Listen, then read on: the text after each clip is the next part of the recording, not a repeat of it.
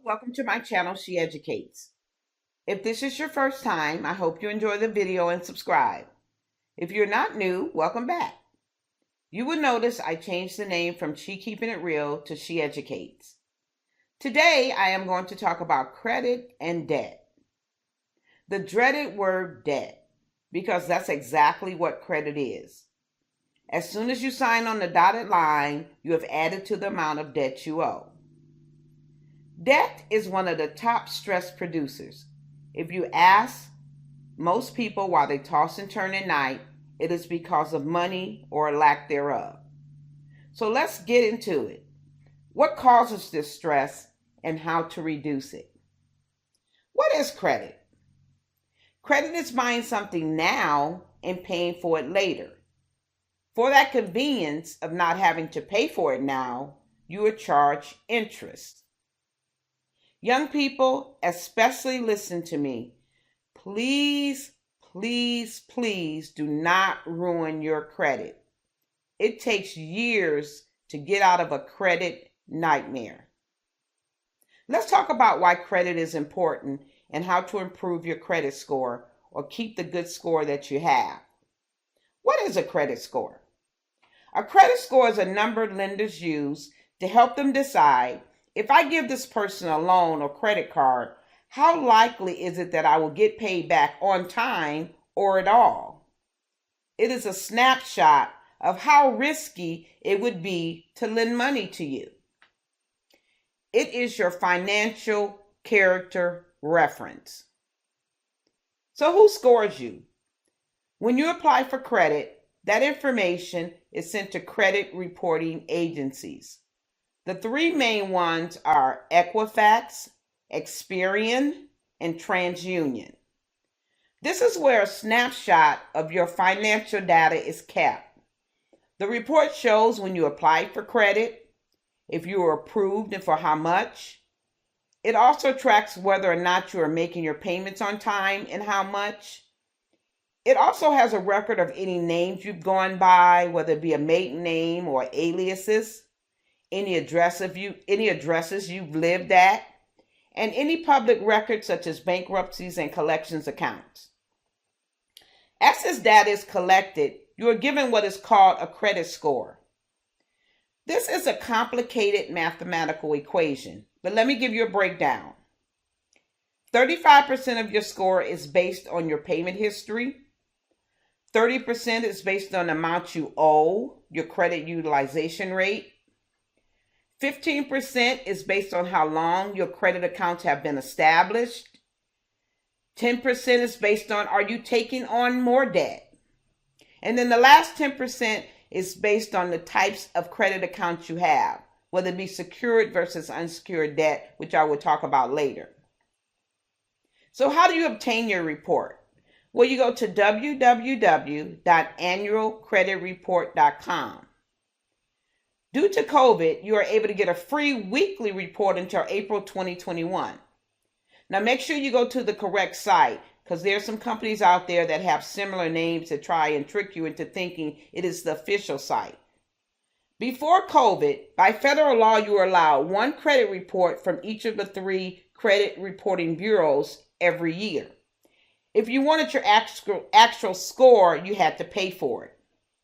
You still have to pay for the score if you want that, but you can actually get a score from creditkarma.com at no charge.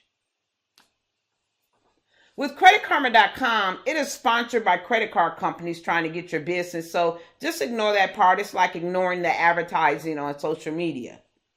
Some people say the score on Credit Karma is not the same as what it is on your actual report, but I find it to be pretty accurate. The annual report site has some very good information, so I suggest you read it in its entirety. You want to at least get a copy of your full credit report once a year to make sure everything is accurate, especially if you plan on making a big purchase like a car or a house. The bureaus do make mistakes, especially if you have a common name or you're named after a relative. It could happen with similar social security numbers, birth dates, and even identity theft. If information is inaccurate on your report, you're able to dispute that with the bureaus, and they have a certain amount of days to respond or remove it from your report. I will talk more later about having items removed from your credit report because there are some companies out there that can cause you more harm than good. So what's the difference between credit score and FICO score? You probably heard the term FICO score. So what is the difference? They both use the same criteria to determine your score. Your credit score is determined by the three bureaus, Equifax, Experian, and TransUnion. Your FICO score is determined by a company called the Fair Isaac Corporation, thus the acronym FICO. The only difference really is the mathematical formula that is used. So let's talk about what your score gets you. What is considered a good or bad FICO score? Your score can range from 300 to 850. Scores between 720 and 850 are considered a good credit risk, with the higher numbers 740 and above being excellent. They normally qualify for the best interest rates on a loan and can receive instant credit approval nearly anywhere. This is the ideal range for your credit score. I call this credit swagger. There's nothing like walking in any establishment with a high credit score. Lenders pretty much roll out the red carpet for you. Next is scores between 600 and 720 are considered a moderate credit risk. Again, the higher the number in this category, the better. People whose scores fall into this category will not normally have trouble getting a loan, but they will pay more in interest than people who have a score above 720, so you still got some clout. Scores between 5 and 600 are considered poor credit. If you fall into this category, you will have difficulty getting a loan. If you do manage to get a loan, you can expect to pay double-digit interest rates until you manage to raise your score, in which you could possibly refinance later for a lower interest rate. Other factors, if you're in this category, include having a good paying job because that can boost your chances of getting a loan if you fall into this category. Scores below 500 are considered a terrible credit risk. If you fall into this range, you will most likely not be able to get a loan of any type, although you may qualify for a secured credit card. Some lenders may approve you with a cosigner depending on the circumstances. For example, if you have no credit at all, sometimes you tend to fall in this range because there's just no history to go by. So what is your score used for? It's used for future credit, employment, insurance rates, apartment leases, mortgage rates, car loans. Your credit score is your financial character reference to companies you want to do business with. You may ask, why is a potential employer checking my credit? Well, there was a time when if you did not pay your bills, all you had to worry about was not getting any new credit. Not so anymore. As I just mentioned, there are several reasons for a company to check your credit. Some employers check your credit, especially if you're working with money. They want to make sure their money is in good hands. Even if you're not handling money, it indicates if you are responsible. If you have multiple liens, bank accounts that are closed by the bank, this could indicate you're not a very responsible person or have a lack of good decision-making skills and may do poorly on the job. Now, is it fair? I don't know. Some may think if you have a high amount of debt, you may be tempted to engage in criminal activity on the job to help you personally. So don't blow off those creditors if you want to have a career in the future. Let's talk about secured versus unsecured debt. There is secured debt and unsecured debt. Secured debt, this is a type of debt where you have to put up some type of collateral to get approved. For example, if you finance a home, that is a secured loan because if you do not pay the loan, the creditor can take your house and recoup all or some of their money that you borrow for the home. Same with the car. A car is a secured loan because if you do not pay the note, after a certain amount of missed payments, the creditor can come and get your car and sell it to recoup some of the money you borrow from them to get the car. With secured loans, you usually charge a lower interest rate because of the fact the lender has the ability to seize your property and recoup some of their costs. You probably heard of secured credit cards. Usually people with no credit history or bad credit are able to get a secured credit card. That means you put money in the bank or with the lender that you cannot access. For example, if you're approved for a $500 secured credit card, usually you have to agree to put $500 in an account that you do not have access to. Some banks require a percentage as a deposit of what you're approved for. It really depends on your credit and the bank. If you do not make your payments after a certain amount of time, they take the money that you were required to put down as a security deposit and put it towards what you owe. Now, although the creditor is able to recoup their money, it is still reported to the credit bureaus as delinquent. So do not fall into a false sense of security that all that will happen if you do not pay a secured card is that they would take your deposit and apply it to what you owe. Now let's talk about unsecured debt. Unsecured credit is given based on your credit history and other factors such as your income. There's nothing to seize if you do not make your payment. This includes medical bills, student loans, payday loans, and unsecured credit cards. Creditors can come and they can't come and get the clothes and shoes you have in your closet or whatever you purchased with the unsecured debt. They're not resale shops, so what are they going to do with your stuff? This is why interest on unsecured debt is always much higher. The higher the risk, the higher the interest rate. Both types of debt, whether it be secured or unsecured, incur late fees if you're not paying on time, and continuing interest being charged on not only the amount you owe, but the late fees as well.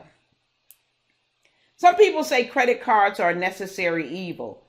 To do business with certain establishments like hotels and car rental companies, they require a credit card. But for some people, eventually they are maxed out and spend years paying for things they do not even remember buying. This is how it's only thinking gets people in trouble. In one of the previous videos in this series, I talk about the it's only syndrome. This is what happens when you accept all those great credit card offers at the cash register. And you haven't even paid your rent, purchased groceries, and paid your utilities. Now that leads me to what some people are doing to try and boost their credit score and how it can get you into trouble. Some people are doing what is called the shopping cart trick. I do not personally recommend it, and I will tell you why. The shopping cart trick is when you go to a retailer's website, pretend you're going to purchase some items by adding them to the shopping cart, then you leave the items in the cart without purchasing them. These are considered abandoned carts. To entice you to buy, the lender or credit card company may send you credit card offers, through an email saying, hey, don't you want to complete your shopping cart? So the lender will do what is called a soft inquiry that doesn't require your social security number. Hard inquiries are reported on your credit report and cause a slight decrease in your credit score. So people are trying to avoid that and then also build up their credit by getting credit cards through this means. With this shopping cart technique, the system pulls what is called a soft inquiry that doesn't affect your score. The problem with this is there's no guarantee you will be approved or that a hard inquiry will not occur. Also, the interest rates on these cards are very high because they are retail cards. I personally do not recommend this method because it is easy to rack up debt if you have a spending problem or you just do not have financial discipline. You have now added more debt that came with high interest charges instead of lowering your debt. I would recommend a secured credit card that you can use anywhere and you are only approved for the deposited amount that was required. With a secured card, you are more likely to be disciplined because you have skin in the game. Your money. Some companies are getting wise to the shopping cart technique and are now doing hard inquiries. This is probably due to the number of defaults. Think about it. If you're not paying your old debt, more than likely you're not going to pay this one either, so they are being very cautious. If you're already in debt, and I'm not assuming everyone is in debt, but if you are, do not get down on yourself. Just make a commitment from this point on to consciously be aware of why you are purchasing something. So let's talk about the various ways to get out of debt. There is do-it-yourself, credit counseling, debt consolidation loan, debt settlement, refinance, and then bankruptcy. So let's discuss each in detail, starting with do-it-yourself. All of them takes discipline, but this one takes an individual that would take discipline to the next level. It also depends on the amount of debt you owe. If you are drowning in debt, even if you are disciplined, you may have to consider other options to get above water. So let's look at some of the pros and cons of doing it yourself. One of the pros is there's no fees involved. When you use the other services I will discuss, there are fees involved. If you're already in debt, you may not be able to afford to add any extra expense to your budget. Another pro is you choose the approach that works for you. There are several ways to get yourself out of debt, but the two most common are the snowball approach, which is focusing on the debt with the lowest balance, and then the avalanche approach, focusing on the debt with the highest interest rate. I will speak more on these in a moment. Another pro is self-learning. You are teaching yourself money management. As you go through this process, the chances are you will not make the same mistakes twice. Now, let me stop and say, if you have a collections account on your credit report that has been there for years and is close to automatically falling off, your best option may be to let it fall off. Normally, it falls off after 7 years. So if you're close to that time frame, you may not want to communicate with the collector, because what that does is it may restart the statute of limitations once you make communication with the lender. So check the rules on this before you reach out to a creditor if you have something on your report that's been there for a while. And if it has been on there longer than 7 years, this is something that can be easily disputed with the credit bureaus. This is something that you can easily do yourself. So let's talk about the cons. Like I say, it takes discipline. Also, you have to do all the negotiating with your creditors, and you have to stay on top of all communication, including emails. You also have to decide how you want to handle collection calls and those annoying emails from collection companies. So you want to check and see, because there's laws out there that stop collection companies from calling you outside certain time frames. They can't call you on your job if you request that they stop calling you. So just check into that if this is something you decide to tackle yourself. Another con is experts only recommend you tackle it yourself if you have less than $10,000 in debt. If your debt is more than $10,000, you may want to seek professional help. So let's talk about the two common approaches to tackling the debt yourself, starting with the snowball approach. This is when you focus on the debt with the smallest balance by paying more than the minimum and then paying the minimum on your other debt. In this example, you have 3 credit cards that have a balance of $1,000, $3,000, and $8,000. You would pay extra on the card with the $1,000 balance and then pay the minimum on the other 2 cards. So let's say you looked at your budget and you decided that you can cut back and that you have $260 extra that you can throw towards your debt.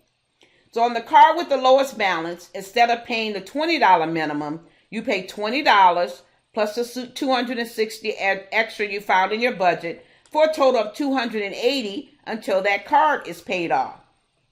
You continue to pay the minimum on the other 2 cards. After you pay the first card off, you will then take the $280 and add it to the $60 minimum you were paying on the second card that had a $3,000 balance. You are now paying $340 on the second card until it is paid off, still paying the minimum on the third card of $160. After you pay off the second card, you would then take that $340 plus the $160 you were paying and apply it towards the last card that has a balance. You are now making a payment of $500 a month, thereby reducing your debt quicker and paying less in interest. This approach gives some people a psychological boost because you see your debt being removed quicker. Next is the avalanche approach. With the avalanche approach, you focus on the debt with the highest interest rate because your debt is continuing to grow at a faster pace. The quicker you pay these off, the less interest you pay. You focus on the bill with the highest interest rate by paying extra and paying the minimum on your other debt. You then follow the same pattern as the snowball approach by moving the money towards the debt with the next highest interest rate until they are all paid off. In this example, you have 4 bills, one with the 29% interest rate, one with the 8% interest rate, one with the 5% interest rate, and one with the 3% interest rate. You look at your budget again and you determine you can apply $200 extra towards your debt. It's a priority for you, so you have cut spending in other areas. When you do that, you immediately are able to pay off the debt with the 29% interest rate because you only owe $252. So you now take that $256 and apply it to the debt with the 8% interest rate. You are now paying $256 plus the minimum of $68 for a total of $324 a month until that debt is paid off. In less than 2 months, you have paid off 2 of your debts. Versus, for example, if you were still paying the minimum of $68 on that second debt, it would be almost 9 months before that was paid off. Now let's continue. Now that the first and second debt is paid off, you now take that $324 and add it to the $385 minimum student loan payment for a monthly payment of $709. Stay with me now. After your student loans are paid, you then take that $709 payment and add it to the minimum payment for your car loan. You are now paying $1,102 a month. This will save you tons in interest charges. Now the key is to stay disciplined and not think after you pay off a card that you have extra money to play with. If your priority is reducing your debt and the amount of interest you are paying, you have to go the course until you have paid off all your debt. Now, there are apps and spreadsheets available online where you can plug in the figures and it will give you an exact date of when your debt will be paid off. This is a great way to stay motivated because you see a light at the end of the tunnel. So next we're going to talk about credit counseling. If you're true with yourself, you may have to admit you need financial help. Unfortunately, financial literacy is not taught in some households and neither is it taught in school. And even if it was, often we didn't listen or follow the advice of what was taught, or it could just be you are not a disciplined individual and need someone else to help you get out of debt. That is what credit counseling is for. They teach you about budgeting and money management. They also work with you to come up with a debt management plan. This is a plan to pay off your creditors. Now let me stop and say all credit counselors are not the same. A legitimate credit counselor is willing to send you free information about their services without requiring your personal information. The Department of Justice website also lists approved credit counseling companies. They also will not ask for money up front. You pay after services are performed.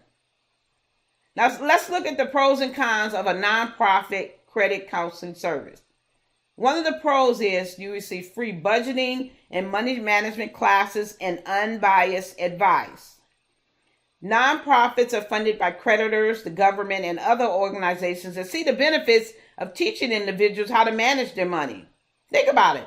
If you learn how to manage your finances, there are less bankruptcies, less defaults on loans. So this is a win-win for creditors, so they often finance these organizations. Another pro is that they help to negotiate lower interest rates with your creditor. They are trained to work with your creditors to get you a lower interest rate. Creditors would rather you pay something versus nothing. Another pro is they help you set up a debt management plan, how to get yourself out of debt. They can also help with stop harassing collection calls. Now, let's talk about some of the cons of using a credit counselor. You may have to close some of your credit accounts, which affects your credit utilization ratio. This would also affect the length of your credit history, which accounts for 15% of your credit score. Using a credit counselor service is not calculated in your actual score when it comes to your credit score, but often there is a notation on your credit report that you are using a counseling service, which some lenders see as a red flag that you do not know how to manage debt on your own. Another con is fees are involved to use their services. Now for the classes and the budgeting information, normally there's no fee, but if you need further help as far as setting up a debt management plan, there may be a fee involved, even if it's a nonprofit credit counseling service. But the fees are lower than a for-profit service. Another con is debt management plans may only work on certain types of debt. Usually secured debt, such as a mortgage or car loans, cannot be included in a debt management plan. Also, student loans are not usually included. So depending on the type of debt you have, this may not be the best option for you. So just check into it if this is something you want to do and that's the type of debt you have, to see if that's something they can actually help you with. So let me stop and talk about 5 signs of a scam, because there's some companies out there that do not have your best interest at heart. Number 1 is they guarantee to remove negative, accurate information. That's the key. If the information is accurate on your credit report, it is illegal to remove it. Also, they ask for money up front before performing any services. Another one is they do not explain your rights, including what you can do yourself. With a reputable credit counselor, a nonprofit one, they will explain and tell you things that you can do yourself to improve your score. Also, they will tell you not to contact the bureaus directly. They try to do things that are kind of on the shady side, so you want to be careful with that. So please do your research, check a company's review, check their standing with the Better Business Bureau.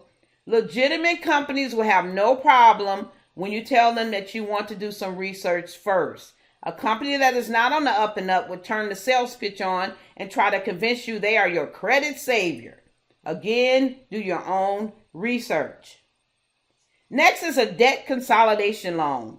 It's basically combining all your debt into one loan. So let's talk about the pros and cons of that.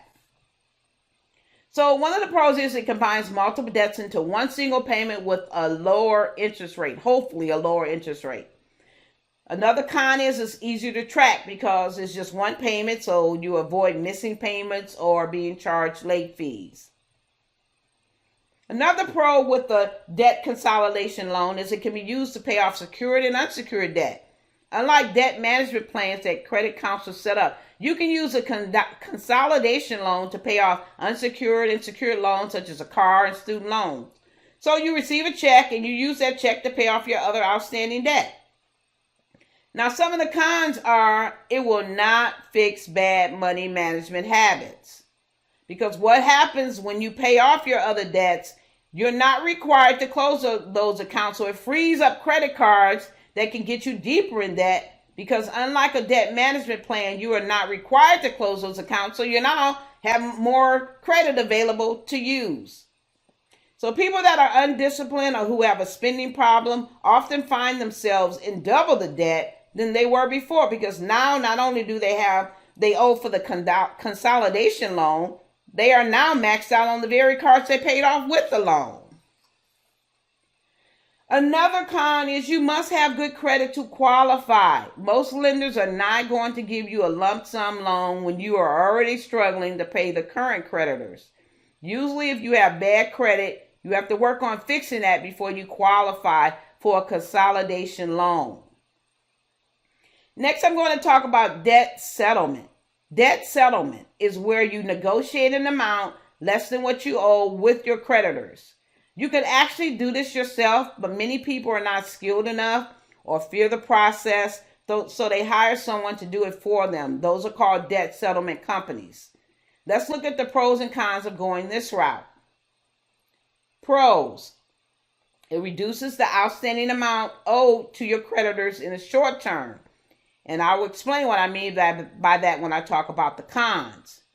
Debt settlement companies contact each of your creditors and negotiate an amount that will give the creditor a reasonable amount of their money back.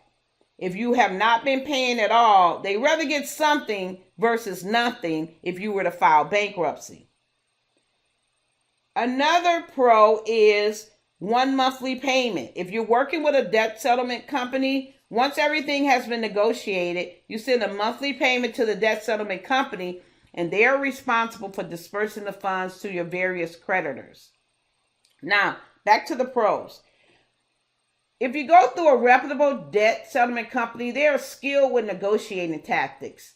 These companies are experts in negotiating with creditors, so they do the hard work for you. Also, if they have been in business for a while, they have long-standing relationship with the lenders. Also, interest stops accumulating at the higher rate. Once an amount is agreed upon, interest stops accumulating on your debt at the higher original rate if that is what they were able to negotiate. Sometimes they are only able to reduce the amount, not the actual interest rate. Another pro is there's no upfront fees. Reputable debt settlement companies do not charge fees until they have settled with your creditors. If a company asks for upfront fees or guarantee they can eliminate all your debt, these are red flags you are dealing with an unethical company. No one can guarantee you anything. It is up to the creditors what they will accept as a fair settlement. After all, you did agree to pay them 100% of what you borrowed at the interest rate you originally agreed to. Now, another red flag of an unreputable company is if they say they can stop debt collectors from calling you, they cannot do that either.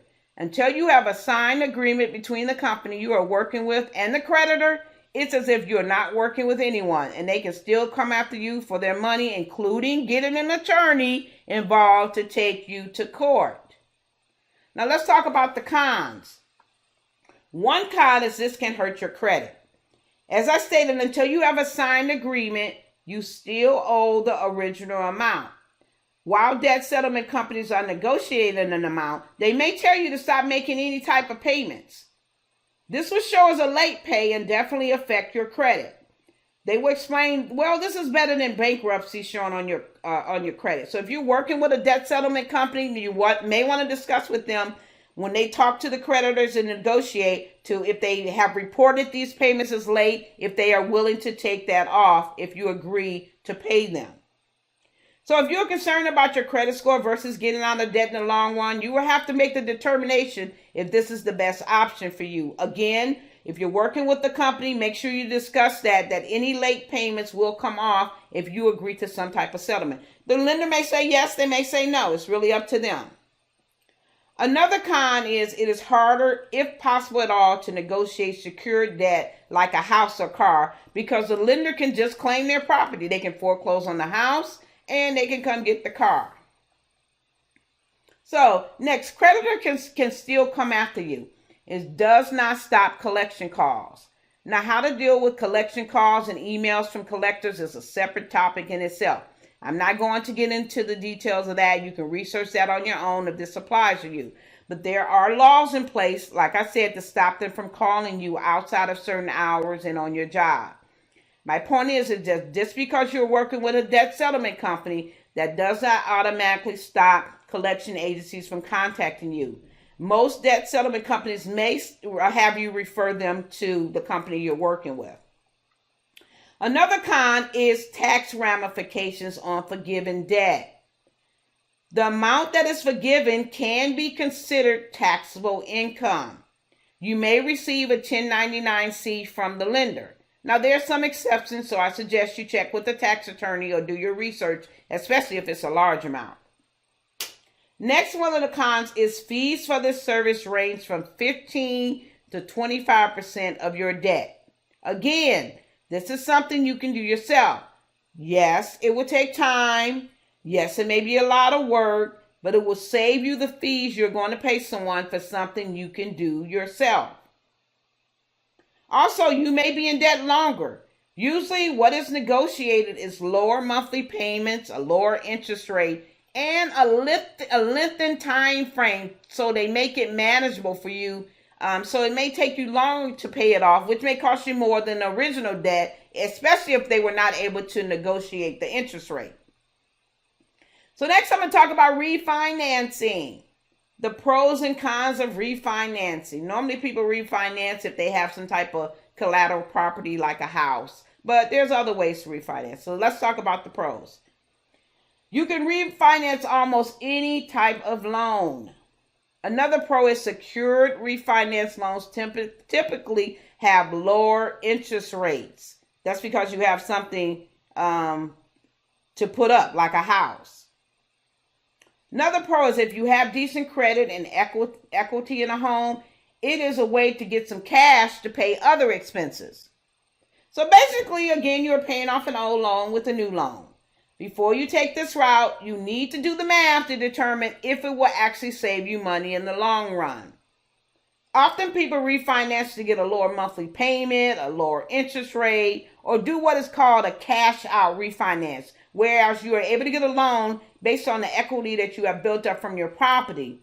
So using this option, you are able to pay off the original loan and have extra cash to pay off other debt. Now let's talk about the cons. It could cost you more in the long run if your payments are extended, so please do your research. The fees may outweigh the savings or may not be worth taking extra cash. Another con, it is based on your credit. Now, this may be the only option right now for some people that are experiencing a hardship and need the money. So make sure you do your research, and make sure this is a good option for you. Lastly, I'm going to discuss bankruptcy. You probably see the bankruptcy billboards or the TV commercials. The billboards are along the highways that are similar to what occurred during the housing crash in 2017. Attorneys are promising to help you. People have lost their jobs due to COVID, and even if they found another one, they're just not making as much as they were before, so it's not enough to cover the debt they have, and the debt just keeps piling up. Now, if this is your only option, do not feel bad. This is like a do-over when you find yourself overwhelmed with so much debt. There's just no way to get out of it with the best laid budget or repayment plan. It's just not financially possible for you to get out of it based on the amount of money you're making right now. So do not feel bad. Rich people do it all the time. If you're able to take advantage of it, do it. If that's your only option, do it. Now, the two common types of bankruptcies for individuals are Chapter 7 and Chapter 13. One allows you to completely wipe out certain debt, and the other allows you to work with the courts and your lenders to come up with a repayment plan. So let's talk about the pros and cons. The pros, it gives you a clean break. Also, creditors can no longer contact you. It stops collections. Another pro, it can relieve the financial stress associated with drowning in debt. Now let's talk about the cons.